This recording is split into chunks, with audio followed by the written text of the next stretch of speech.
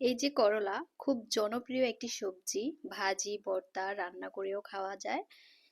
এই করলার স্বাদ তেতো হলেও এর পুষ্টিগুণ কিন্তু অনেক বেশি।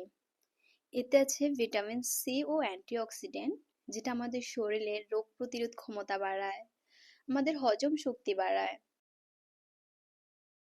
তাছাড়া মধু ও পানির সঙ্গে এই করলার রস মিশিয়ে খেলে শ্বাসরোগ ও গলা ব্যথার উপকার পাওয়া যায়।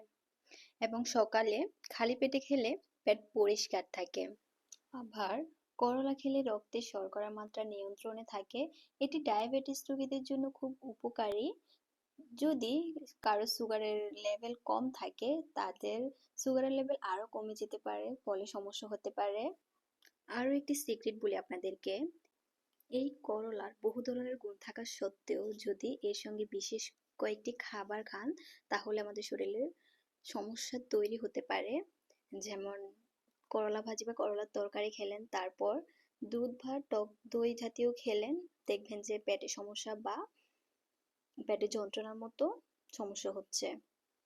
তাছাড়া আবার এই তরকারি খাওয়ার পর মূলার কোনো তরকারি খেলে অ্যাসিডিটির পরিমাণ বেড়ে যায়, আবার গলা জ্বালাপোড়া করতে পারে। তারপর এই করলা খাওয়ার পর ঢেঁড়স খাওয়া ঠিক নয়, এতে বলা হয়ে থাকে হজমের সমস্যা হতে পারে। যদি খান তবে চিকিৎসকের পরামর্শ নিয়েই খাওয়া উচিত বলে আমি মনে করি।